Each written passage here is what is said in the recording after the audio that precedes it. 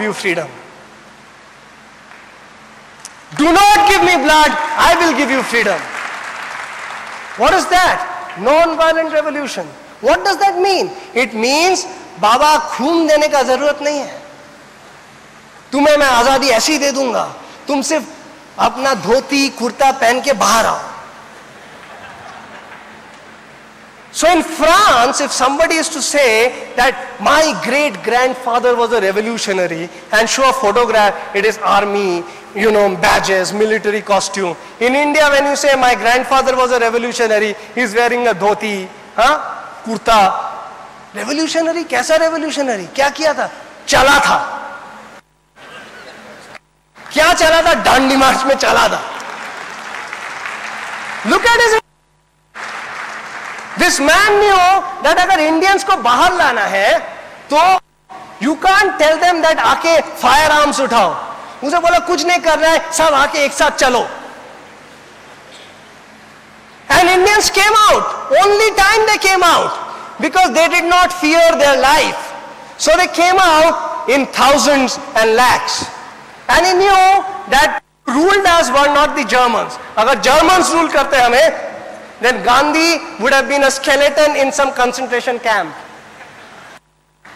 But Britishers have a sense of democracy, have a sense of justice, and Britishers would not kill a man who is not picking up guns.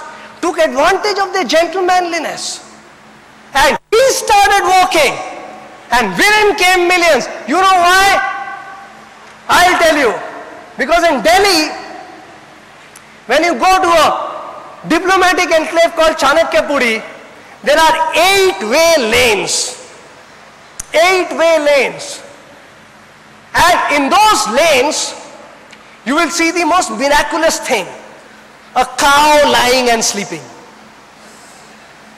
किसी भी road में चले जाओ India में एक गाय जरूर मिल जाए. A cow is lying and sleeping. Big cars, Mercedes, BMW, Bentley, everything is going zigzag, zigzag. Cow हिलेगा नहीं पड़ा है. One man gets very angry. He said, यार कमाल है यार, ये रोड का खड़ा हुआ है. दरवाजा खोला के काऊ को एक लात मारा. Do you think the cow moves? थोड़ा सा ऐसे करके हिल के फिर ऐसे करके वहीं पे बना रहेगा. That is our culture. We worship the cow and we have inherited qualities of that cow. We move. वहीं पे बना रहेंगे. 8-way lane में गाड़ी हॉर्न बजा के हमारे सर के ऊपर से चाइना चला जाएगा, कोरिया चला जाएगा, जापान चला जाएगा. Everybody will go away. We will still lie there. That is the problem. And Gandhi realized, if you have to move cars, you have to move them in a herd. तो बोला आजा सब लोग आओ. Everybody came out. And look at it, what never succeeded anywhere in the world. Non-violent revolution succeeded in India. That doesn't mean that Indians are anyway bad. Indians are patient, which is a great quality, tolerant, which is a great quality, and while becoming patient and tolerant, they had become people who wouldn't move. And Gandhi knew whom to move. You know why? Because he had perseverance. He would never give up. He would never give up. He decided that I have to get this country freedom. And to get this country freedom, he kept thinking, thought out of the box, thought innovatively, and changed the rules of the game. You want to change this country, you want to change the rules of the game now. You have to completely change everything. And that is when you will be successful. And this is exactly what Krishna said. Krishna said that passionately believe in what you are doing and what you think is right. Follow that aggressively, passionately, with huge amount of perseverance, with people skills, and you will always achieve your goal. And while you are following what you believe in, there are people who will come and praise you. Arey wah yaar, tu to kitna acha aadmi hai. Don't get carried away. There are people who are going to pull you down, who want to say that tu gala hai, you're a bad guy, you don't know, they're jealous of you, they will pull you down. Don't look at them. Look at only your goal. What is your goal? I have to win this Mahabharata. And for that goal, who is your friend, who is your relative, who is your uncle, who is your nephew, don't care about them. Only when you look at your goal with complete passion and right principles, that is when you reach your goal. And finally, there's something for which there was, of course it was a patriotic war, but there was no reference. But I say that there is nothing more important in our lives than patriotism. If we are not patriotic, we are nobody. We are an unclear diamond. Somewhere inside you have to keep patriotism alive. Because it is those patriotic warriors. You know why Sony is Sony? Why Japan is Japan? Because Akio Morita, he was walking down the streets of New York's 5th Avenue. And when he was walking down the streets of New York's 5th Avenue, he saw so many big showrooms and shops. And he saw every country had a flag on it. Every country's flag was there. And he saw that the Japanese flag was not there. And he said to himself that in 5 years' time, I will have the Japanese flag in 5th Avenue of New York. That's what drove him. 2 years later, he opened his first store in 5th Avenue of New York.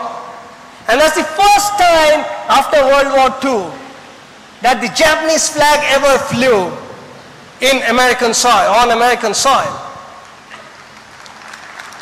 And it is that patriotism which made Japan what it is, which made Sony what it is. They went to Toyota to do a study, and they saw that workers were so motivated. One car would come, they would put a screw. One car would come, they would put a screw on a door. Another car put a screw, another car. Whole day they are working passionately, doing the same boring job. क्या कर रहे हैं? एक दरवाजे पे एक screw लगा रहे हैं. And they asked them, that man, what drives you? सारा दिन तुम लोग एक गाड़ी के दरवाजे में screw लगा रहे हो. How do you maintain your motivation? He said, what do you see as a car door, we see as America. We are screwing the Americans, man. Where's the next car? And that is how Japan became Japan. Because every man was driven by a sense of patriotism. That's why this tiny nation became the second most economically powerful country in the world. You know in how much time? In 35 years. 1945, they devastated Japan. 1980, made in Japan was a household phenomenon. 35 years' time, they could do it, which we haven't been able to do. It's now about to be 65 years. And that is what patriotism can do to a country. And that is when you're put under leg. You will sparkle like a clear diamond. And without clarity, life is not worth living. And I want to end by giving an example of a revolutionary whom I really adore and appreciate. His name is Che Guevara. I don't know how many of you know his name, but he was an Argentine. He was born in Argentina. And he was driven by only one motive: to get the world free of exploitation of rich, of poor by the rich. And came to Cuba, where with Fidel Castro, he fought the battle of Cuban Revolution, independence. They threw Batista to Cuba, and they captured Cuba. He had ministerial posts in Cuba, but he left that. You know where he went from Cuba? He went to Congo, because for him, patriotism was not about his own country. Patriotism was about fighting for the people who are exploited anywhere in the world. And he saw Congo was a poor place where people were being